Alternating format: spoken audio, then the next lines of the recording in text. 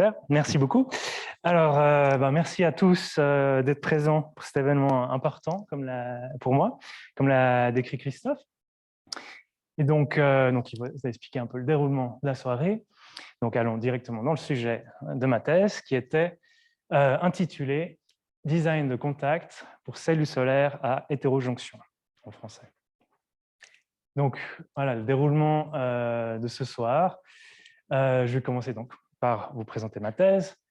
On va donner un peu de contexte au photovoltaïque. Ensuite, je vais vous donner une petite introduction, une vulgarisation des cellules solaires pour ceux qui ne savent pas encore ce que c'est. Et j'espère que vous pourrez tous ressortir avec une idée de comment ça fonctionne, assez claire. Et ensuite, je commencerai une partie peut-être un peu plus compliquée pour certains, à vous présenter les résultats de ma thèse.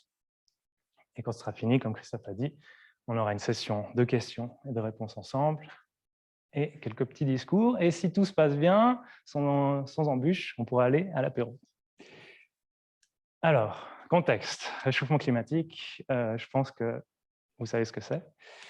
Mais pour refaire les bases, donc, dans l'atmosphère, on a des gaz à effet de serre, naturellement déjà, présents, qui, en fait, permettent à la Terre de ne pas se refroidir trop parce qu'ils piègent les radiations thermiques de la Terre dans l'atmosphère.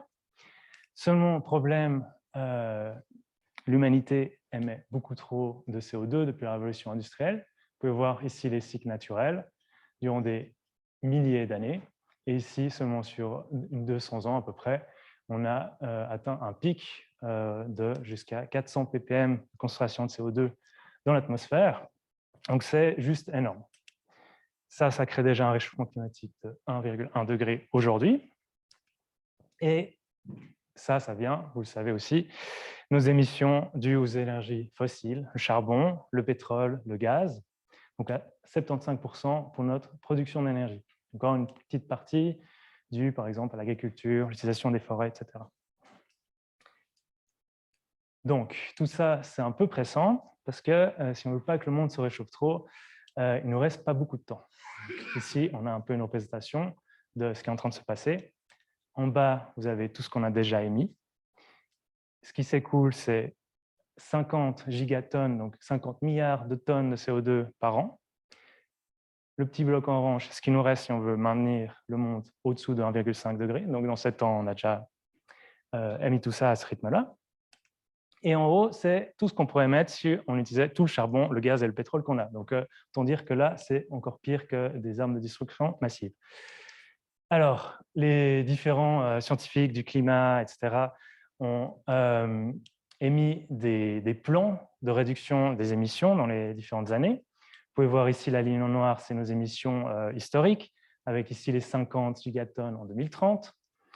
En rouge, c'est là où on se dirigerait si on ne fait rien, si on fait comme maintenant. Donc ça, c'est un réchauffement qui est simplement incompatible avec la civilisation. Vague de chaleur mortelle, ville inondée, vraiment une horreur, quoi. Donc j'ai juste écrit apocalypse. Ensuite, heureusement, apparemment, on s'est quand même mis d'accord en dur pour une réduction de nos émissions qui devrait nous mener à un réchauffement de un peu moins de 3 degrés. Ça veut quand même dire qu'il y a des endroits dans le monde où, quand on met le pied dehors en été, on va simplement mourir à cause de la chaleur et de l'humidité. C'est quand même pas idéal. On a fait des promesses, mais même si on atteint un monde avec 2 degrés, un peu plus de 2 degrés, il y aura quand même beaucoup de dommages chaque année. Vous avez vu les inondations, par exemple, l'année passée, qui ont coûté des milliards, je pense. Et ce qui serait idéal, ce serait de réussir à atteindre cet objectif en dessous de 2 degrés. Et là, on aurait quelque chose de stable, à peu près comme aujourd'hui. Et sans parler que ce serait plutôt agréable de vivre dans un monde avec moins de CO2. Alors, le premier objectif, c'est d'ici 2030 déjà de réduire de moitié, réduire de 25 gigatonnes par an nos émissions. Alors, les scientifiques du climat, ils sont aussi des fois positifs. Ils ont aussi émis dans leur dernier rapport du GIEC des options de réduction d'ici à 2030 de nos émissions. Et ils ont émis par exemple des graphiques comme celui-là, donc là c'est écrit très petit, mais il y a plusieurs catégories avec l'énergie, l'agriculture, le bâtiment, les transports, l'industrie, dans lesquelles on peut agir pour réduire nos émissions. La longueur des barres, c'est combien d'émissions on peut enlever. Et puis, la couleur, c'est leur coût. Et par exemple, en bleu, ça rapporte de l'argent, en fait, de faire ces changements. Donc, vous avez, par exemple, l'éolien, le solaire, le nucléaire, arrêter de manger de la viande, utiliser les transports publics, etc. Et vous pouvez faire la somme, en fait, des rectangles bleus et des rectangles oranges. Donc, les bleus, ceux qui nous rapportent l'argent, orange, ceux qui coûtent encore le moins cher, et puis les gris, ceux qui ne devraient pas trop coûter cher non plus. Et rien qu'avec ça, on arrive déjà à atteindre notre objectif. Donc, on peut le faire. Et puis, par rapport au topic de ce soir, c'est que vous voyez la barre la plus grande, elle correspond au solaire, au photovoltaïque, à l'installation massive de panneaux solaires pour produire notre énergie à la place des énergies fossiles. Alors, pourquoi le solaire attend le vent en poupe? Donc, on va discuter un peu les arguments positifs du solaire maintenant.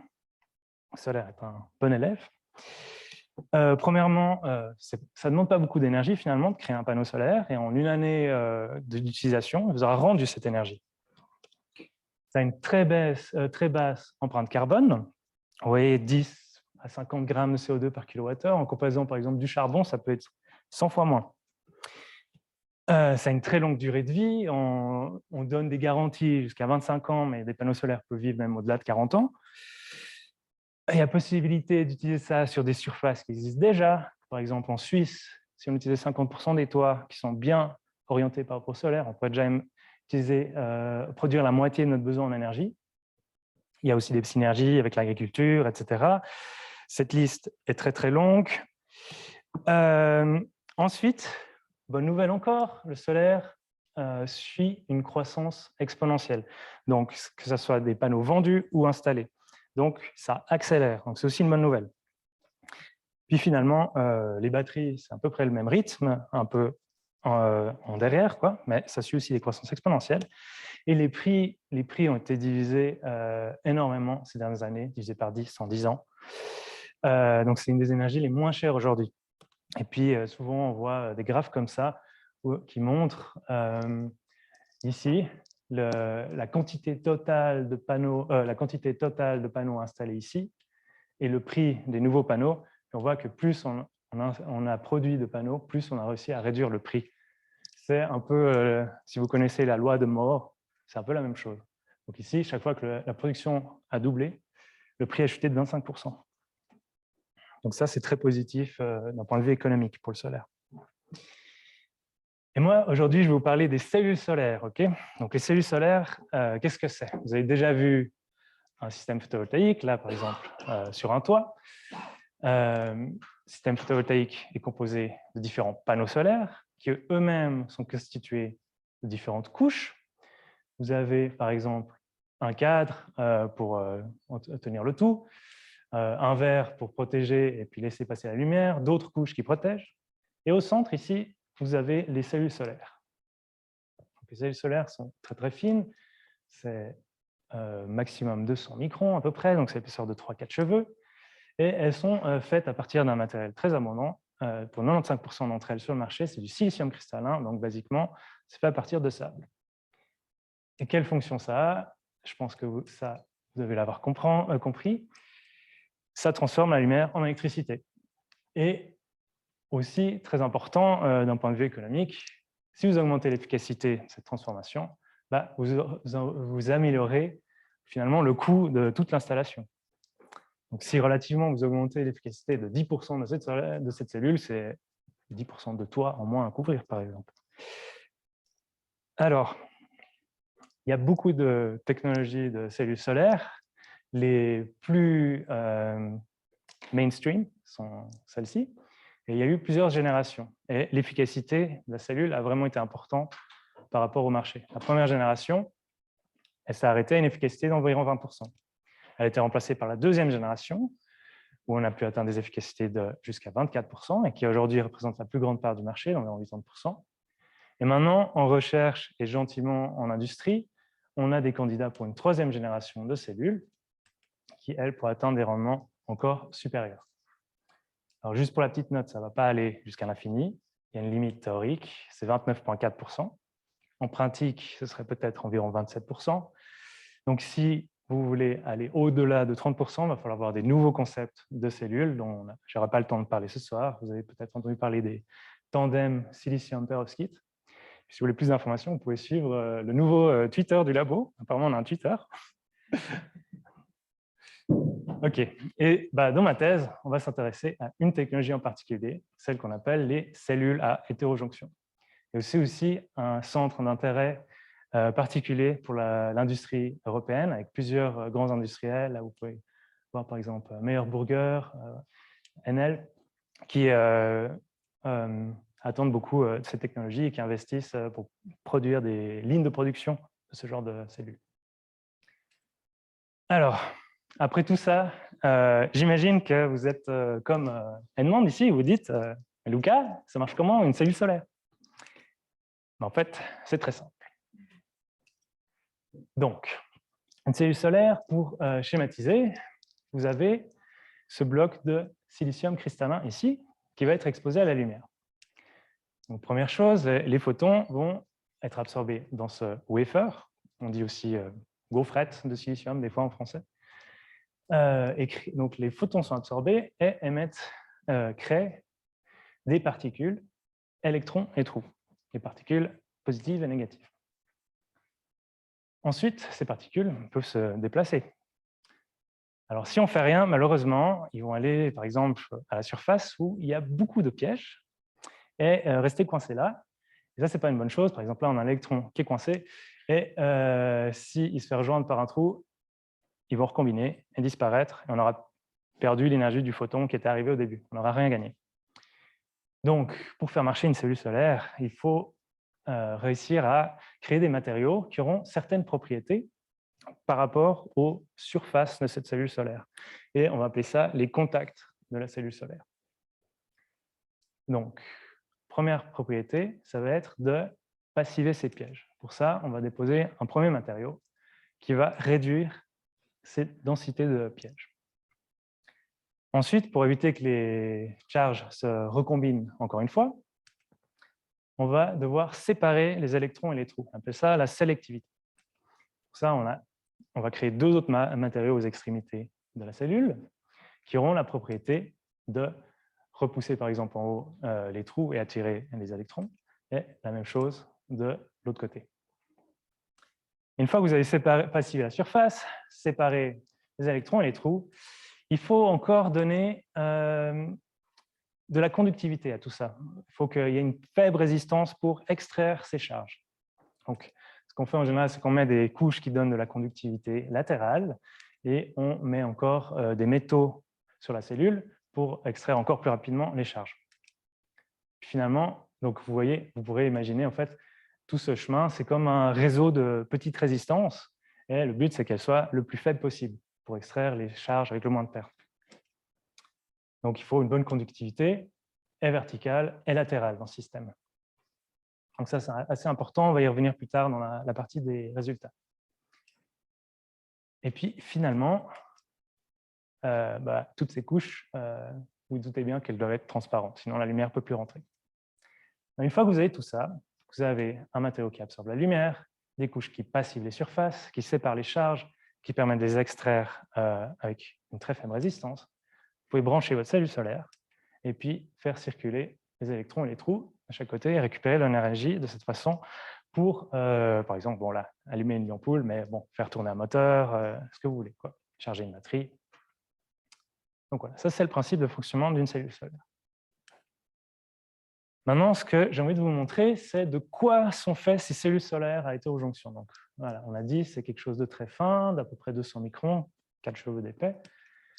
La partie que je vous ai montrée jusque-là, c'est ce wafer de silicium qui est l'absorbeur.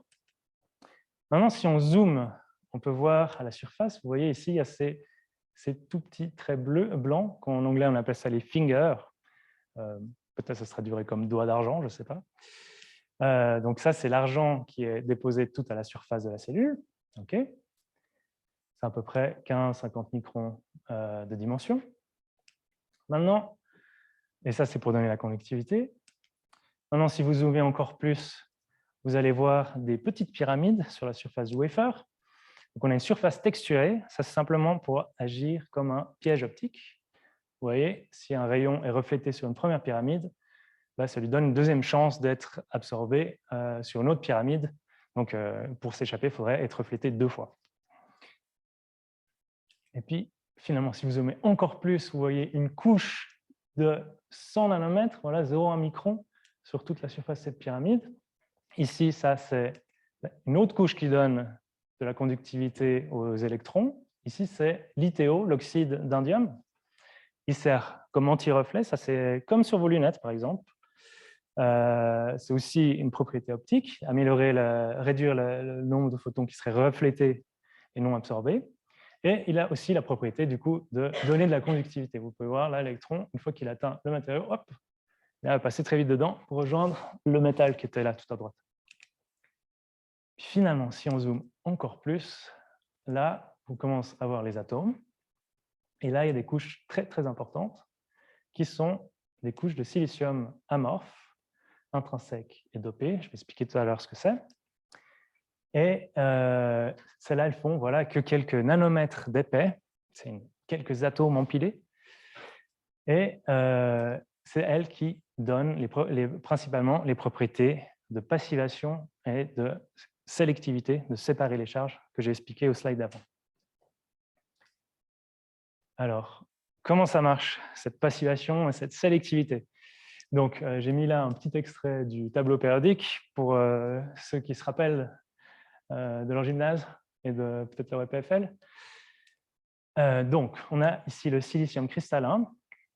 Le silicium cristallin, il a 4 électrons de valence. Il veut faire 4 liens avec des atomes voisins pour être stable. Donc, il y a juste un problème. À la surface, il y a des liaisons pendantes qui ne trouvent personne avec qui se lier. Et c'est en fait, elles, les sources des pièges dont on parlait avant. Et heureusement, on a cet autre matériau, le silicium amorphe, qui, vous voyez, il est un peu trop vite. Il est désordonné, mais du coup, ça donne cette bonne propriété de facilement aller joindre un peu toutes ces liaisons pendantes. Et lui, il ne fait pas forcément 5 liaisons à chaque fois. Des fois, il fait un peu plus, des fois, il fait un peu moins, vu qu'il est désordonné. Et il contient aussi de l'hydrogène qui aide aussi à terminer ces liaisons. Ça, premier matériau. Ensuite, deuxième matériau, le silicium amorphe, mais dopé. Donc là, j'ai mis des petits atomes en orange qui sont en fait ici, qui servent donc à séparer les charges. Donc, comment ça marche? Ici, les atomes en orange, c'est du phosphore, par exemple. Le phosphore, il a 5 électrons. Donc, s'il se lie à 4 silicium, il va laisser un électron libre. Et ça donne cette propriété au matériau, en fait, de vouloir attirer les électrons et repousser les trous. Donc, ça donne de la sélectivité. Puis, voilà, donc on a ces électrons libres. Puis finalement, vous vous doutez bien qu'on peut faire la même chose dans l'autre sens. Si on prend dans la colonne ici, du bord, qui n'a que 3 électrons, celui-là, il faudra qu'il vole un électron libre pour faire ces liaisons. Donc, il va laisser à la place un trou, et ce sera le matériel qu'on utilisera, par exemple, pour faire un matériel sélectif pour les trous. Voilà. Donc ça, c'est un peu les bases. Donc, et puis ça, c'est ce qu'on appelle le dopage. Seulement ici, vous voyez ces petits atomes de phosphore sur mon dessin, ils ne laissent pas tous un électron libre parce qu'il y en a qui font 5 liaisons parce que ce matériel est amorphe. Et du coup, il y a certains atomes de dopants qui sont inutiles. Et donc, la sélectivité, elle n'est pas géniale, elle n'est pas infinie, et la conductivité non plus. Du coup, ça nous amène au sujet de ma thèse, qui était le design de nouveaux contacts pour cellules à hétérojonction. Et donc, l'objectif, c'était d'améliorer ces couches de silicium amorphe. Donc, on a vu plusieurs limitations des cellules à hétérojonction. Donc, on a ces couches amorphes, on a dit elles sont peu dopées et peu conductrices, mais elles ont d'autres défauts. Elles sont aussi peu transparentes, et puis elles donnent une mauvaise conductivité verticale. Et tout ça, ça impose également d'introduire cet élément dont on a vu avant, l'ITO, pour donner de la conductivité en plus dans le système. Malheureusement, l'indium, c'est un élément qui est rare et cher. On aimerait un peu s'en passer si on veut produire une grande quantité de cellules à hétérojonction. Alors ça, c'est les problématiques un peu de la technologie à ce niveau de ces contacts.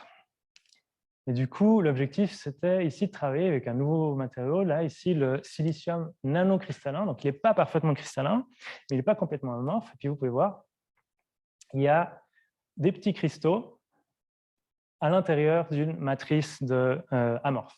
Okay, et le but, c'était du coup de développer des matériaux comme ça, d'essayer d'atteindre la plus haute cristallinité possible. Pour pouvoir atteindre un dopage le plus haut possible. Et aussi, ça permet, c'est aussi une propriété de ce matériau, d'atteindre une meilleure transparence, donc permettre à plus de lumière d'être absorbée et créer des charges. Et puis, on discutera un peu à la fin, c'est pas tout de suite direct, mais ça donne aussi un petit peu la possibilité de trouver une solution à cet autre problème qu'est l'utilisation d'indium. Voilà. Et comme une cellule solaire, j'ai deux contacts, un contact N et un contact P. Je vais vous parler de la création de ces couches pour les contacts des deux types. N et P, pardon, c'est un contact pour les électrons et un contact pour les trous. Alors, par contre, il y a quelques défis pour créer ce matériau. Donc, ce matériau, on le crée par déposition par plasma. On appelle ça la PECVD. Et ça a beaucoup de paramètres il y a beaucoup de paramètres avec lesquels jouer pour réussir à créer un matériau. C'est un peu comme une recette de cuisine, mais très, très compliquée qu'on aimerait réussir à mettre en place. Donc, ça se passe comme ça. On a un réacteur dans lequel on peut mettre notre échantillon ici, à plat.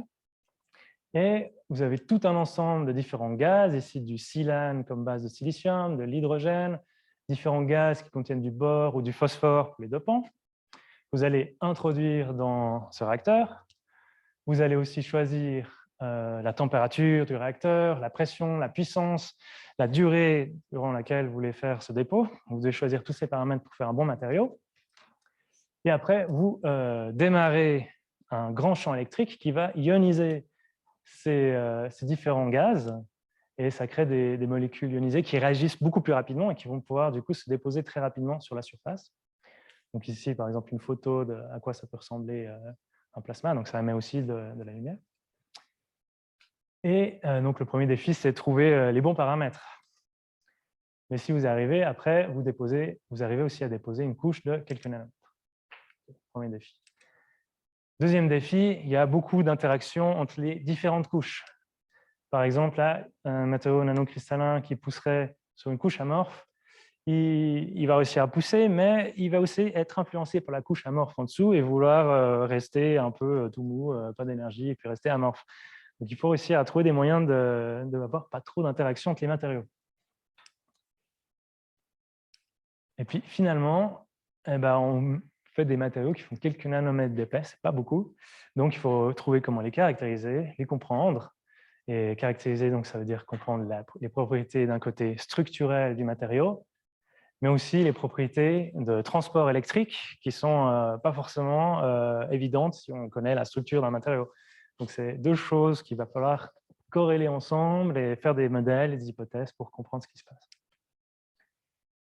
Alors, une des premières choses sur lesquelles j'ai travaillé en arrivant ici, c'était aider en fait, mes collègues, quand j'arrivais, à trouver un moyen de découpler la croissance de mon matériau du substrat. Donc, vous voyez ici la cellule solaire avant avoir le contact en haut. Il y a déjà ma petite couche sur les pyramides de silicium amorphe qui donne la passivation. Et puis dessus, il faut faire pousser une couche de silicium cristallin. Et ce qui a été développé à l'époque, en fait, c'était simplement, il fallait le savoir quand même, de faire une petite couche, mais vraiment très petite, 2 nanomètres de silicium d'oxyde de silicium, pardon, qui ensuite permet de faire pousser plus facilement, plus indépendamment la couche suivante. Après, on finit la cellule comme d'habitude. Et donc, on a pu vérifier que ça permettait effectivement de faire croître de façon plus cristalline les couches. Ici, par exemple, vous avez des images de microscopie, vous voyez les différentes couches, avec ici hop là, la petite couche. Donc ici, vous avez une map chimique des éléments, puis là, en jaune, vous voyez l'oxygène, en fait, qui est ici à l'interface des deux matériaux. Donc, c'est vraiment une couche très, très fine de 2 nanomètres. entre les deux. Et si vous faites ces techniques de microscopie ici et vous traitez les images, vous arrivez même à identifier en fait les cristaux dans la couche nanocristalline. Et ce qu'il faut voir, c'est qu'ils se mettent à pousser directement en fait, après cette interface. Donc, il n'y a pas de délai de plusieurs nanomètres avant que les premiers cristaux arrivent à démarrer. Ça, c'est une première découverte sur ces couches dopées de silicium nanocristalline. Donc, à quel point ça améliore les couches amorphes? Donc, en comparaison d'une cellule qui aurait une couche amorphe, on a fait des cellules solaires, on les a testées sous le soleil, on a mesuré la puissance qu'on pouvait extraire. Et bon, là, vous avez plusieurs paramètres, je laisse ça pour ceux qui connaissent, mais vous avez une augmentation de l'efficacité ici déjà d'un demi% absolu, grâce à une meilleure transparence en fait des couches et aussi moins de pertes résistives dans ces couches nanocristallines. Donc, c'était vraiment déjà un bon début. Ensuite, une deuxième étape, c'était d'étudier l'influence du dopant dans ces couches. Comme je vous ai dit, il y a beaucoup de paramètres, il y a beaucoup d'interactions. Et en fait, si vous essayez de rajouter du dopant, c'est pour ajouter de la conductivité. Mais si vous rajoutez trop de dopant, vous aurez trop d'atomes de dopant par rapport au silicium, puis ça va commencer à réduire votre cristallinité, et du coup, vous avez l'effet inverse, vous allez perdre de la conductivité. Donc, basiquement, enfin, ce qu'on a fait, c'est qu'on a étudié ce matériau pour différents flots, débit du gaz de dopant dans ce four de plasma ici, avec différents gaz précurseurs. Et puis, on s'est rendu compte qu'en effet, certains matériaux il faut mieux mettre peu de dopant pour atteindre une autre cristallinité, alors que si on utilise un autre gaz pour amener le bord au début, on a quelque chose d'un peu moins sensible.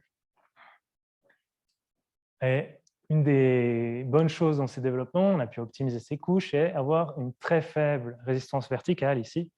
J'associe la valeur pour ceux qui connaissent. Donc, c'était déjà des bonnes propriétés pour cette couche à l'avant. Après, il s'est passé tout un tas de choses. On a continué de développer cette cellule solaire. Gentiment, l'efficacité est montée. On est allé vers des layers plus compliqués. Ici, par exemple, le milieu a été oxydé pour être encore plus transparent. On a rajouté des traitements développés par d'anciens collègues au labo. On a ajouté des doubles couches d'anti-reflets à l'avant, à l'arrière. On a optimisé les épaisseurs des couches, etc. Ça a amené à l'efficacité à augmenter presque de 2% voilà, sur les 3 premières années de ma thèse. Donc ça a fait vraiment en collaboration avec tous les membres du groupe.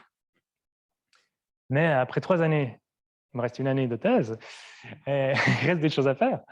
Et notamment, on s'est dit il y a peut-être un peu beaucoup de couches là-dedans. Ça veut dire que si on veut faire ça industriellement, ça veut dire qu'il faut créer beaucoup de machines sur la ligne de production. Donc, c'est peut-être un peu beaucoup. On peut peut-être chercher des manières plus simples de faire.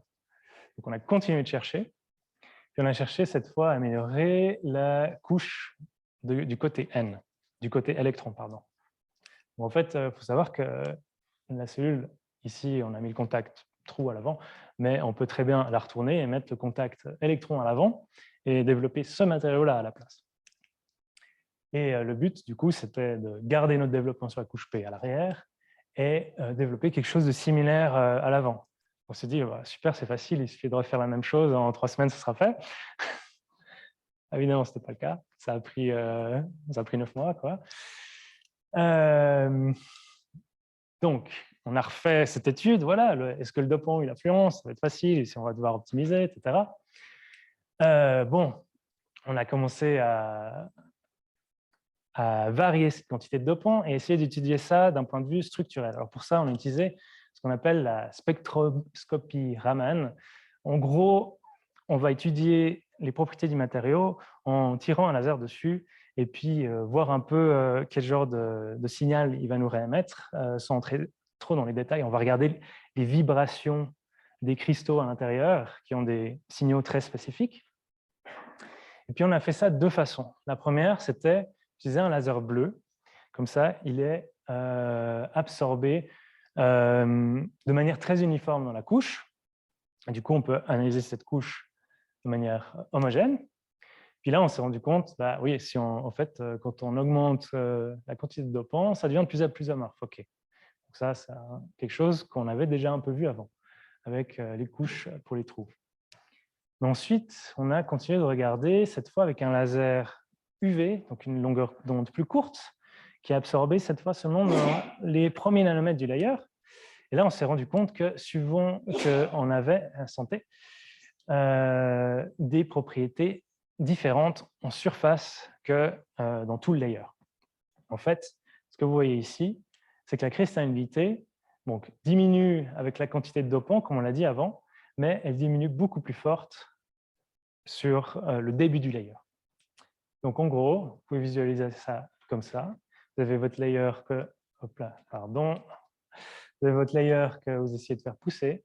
Et ici, vous avez une zone de nucléation amorphe, peu dopée, moins optimale, qui est de plus en plus grande au fur et à mesure que vous voulez ajouter ces atomes de dopant. Et du coup, le dopant est inhomogène à travers la couche, il est faible au début et puis fort là où il y a les cristaux. Donc voilà, ça, c'était pas forcément optimal pour cette couche. Donc, d'un autre côté, on a aussi regardé les propriétés électriques. Qu'est-ce que ça veut dire d'avoir ce problème de dopant? Au final, OK, là, j'ai regardé avec mon laser qu'est-ce qui se passe, mais le vrai travail ici, c'est de produire une cellule solaire et de voir si elle produit de l'électricité ou pas. Donc, on est obligé de créer tout le device et de mesurer ses propriétés. Et pour la première couche ici, ce qu'on s'est rendu compte, en fait, la couche, on a essayé d'optimiser le dopant pour avoir la plus haute cristallinité. On a obtenu des... Ici, il est en rouge, voilà, c'est cette résistance verticale plutôt élevée. Et en fait, on a compris, en analysant pas mal d'échantillons, en comparant pas mal de situations, qu'il y avait deux barrières dans toute cette transport vertical, une à cette interface en bas du layer et une à l'autre interface en haut du layer. Et dans ce cas-là, j'ai le layer bien dopé en haut et c'est facile d'avoir une faible résistance en bas, mais avec le layer, la zone de nucléation amorphe, on a une grande résistance en bas.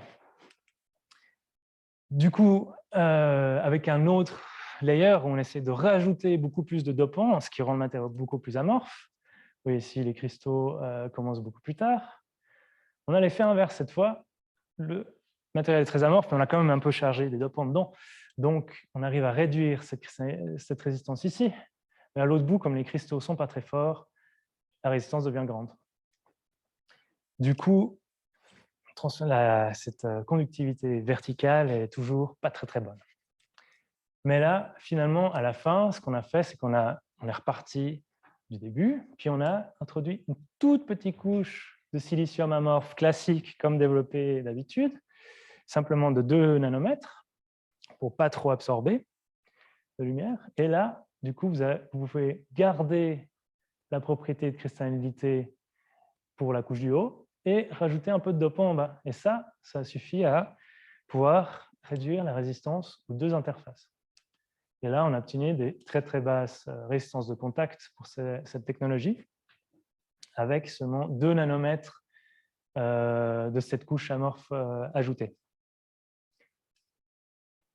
Ensuite, quel avantage ça a d'avoir cette bonne conductivité verticale? Donc là, on arrive un peu gentiment vers la fin. Donc, si vous avez une très bonne conductivité verticale, ce qui peut se passer, c'est que vous pouvez conduire du courant, en fait, très facilement à travers une toute petite portion de la couche. Donc ici, vous pourrez, par exemple, utiliser la conductivité latérale du wafer et ensuite la conductivité verticale de la couche pour aller directement envoyer le courant dans le doigt d'argent ici. Il n'y a pas besoin de beaucoup de transport latéral dans cette deuxième couche ici, qui était l'ITO qu'on a rajouté. Donc, on peut du coup avoir moins besoin de cet ITO pour le transport latéral. Et donc, une première chose qu'on a fait, c'était d'essayer de réduire l'épaisseur d'ITO, comme ça on l'utilise moins. Et bonne nouvelle, donc ça marchait. Les pertes résistives étaient stables, même si, donc là, ce chiffre, même si c'est la conductivité, c'est la résistance à travers le TCO, donc les pertes résistives totales de la cellule n'ont pas augmenté, même si le TCO lui-même, étant beaucoup plus fin, est devenu, ici, vous voyez, 20 fois moins conducteur. Donc ça donne une plus grande liberté sur, on allège la contrainte sur ce TCO. Donc ensuite, ce qu'on a essayé, le TCO sert quand même d'anti-reflet, donc il faut quand même lui donner une épaisseur bien définie. Donc on peut compléter ça avec un autre matériel qui, lui, n'est pas conducteur, mais qui est plus transparent et qui ne contient pas d'indium, que des éléments qu'on trouve de façon assez abondante. Et donc créer des devices qui ressemblent à ça. Donc ça, ce serait notre référence où on n'aurait que l'ITO. Et ici, on aurait ce petit bilayer avec très très peu d'ITO. Et dans ce cas-là, on a vu qu'on pouvait avoir des gains optiques aussi intéressants. Donc, c'est en plus un bonus, quoi. Donc, et puis finalement, il y a plein de recherches intéressantes pour complètement réduire aussi ces consommations d'ITO. Vous avez ici plusieurs noms de nos collègues au CSEM. Mais pas que, il y a aussi d'autres labos dans la littérature qui ont déjà plusieurs solutions pour réduire l'utilisation de l'indium dans cette technologie. Donc, ce n'est pas vraiment peine perdue. Hein. Il ne faut pas trop s'inquiéter. Acheter des panneaux solaires, ça me fera plaisir. Et du coup, voilà. Qu'on arrive, maintenant qu'on a fait tous ces développements, pour terminer, il fallait un peu discuter finalement, quel est l'intérêt de cette approche, quelle serait l'efficacité maximum qu'on pourrait atteindre si on mettait tous ces développements ensemble. Donc pour ça, je ne vais pas vous mentir, j'étais en train de finir ma thèse, alors j'ai fait des simulations et des calculs plutôt qu'un device, malheureusement, mais ça reste très intéressant parce que ça a permis de calculer en fait, ce qui se passerait en rajoutant plein de développements qui sont faits de façon très courante dans la littérature et qui n'a pas forcément besoin de redémontrer. Et puis, vous pouvez voir, par exemple, l'efficacité qui pourrait augmenter de l'efficacité qu'on a mesurée en laboratoire jusqu'à au-dessus de 26% facilement dans cette structure. Avec tout ça avec des méthodes connues. Puis, par exemple, une des méthodes en fait, qui donnerait le plus grand gain est relativement triviale ici. Ce serait simplement, au lieu de travailler avec nos échantillons de laboratoire qui ont une petite aire, ça c'est une cellule solaire ici qui a 4 cm², travailler avec des cellules solaires de taille industrielle, ça permettrait déjà de réduire certaines des pertes. En fait. Donc, en fait, on était un peu pénalisé. Voilà. Donc, en conclusion de la présentation, on a revu quelques nombres vis-à-vis du changement climatique. J'espère que vous avez compris un petit peu comment ça marche une cellule solaire, si c'était la première fois pour vous. On a parlé des nouvelles technologies de cellules solaires, en particulier de la cellule à hétérojonction. Je vous ai décrit comment on a fait ces améliorations de contact avec des couches de silicium nanocristallin, discuter un peu ces stratégies pour réduire la consommation d'indium et comment atteindre potentiellement 26% d'efficacité. Et il y avait d'autres résultats dans ma thèse. Et j'ai 30 slides de plus, ça tombe bien. Non, je plaisante. Voilà, j'avais aussi d'autres, évidemment, chapitres dans ma thèse, mais je me suis dit, peut-être que ça fait un peu beaucoup parce que c'était un peu plus théorique. Donc, je propose de laisser ça pour l'apéro, s'il y en a qui sont intéressés de discuter de problèmes de sélectivité, de courbes en S, etc. Mais voilà, donc j'espère que vous avez compris donc, ce petit exposé de développement de contact de cellules solaires à hétérojonction. Maintenant vient le temps forcément des remerciements.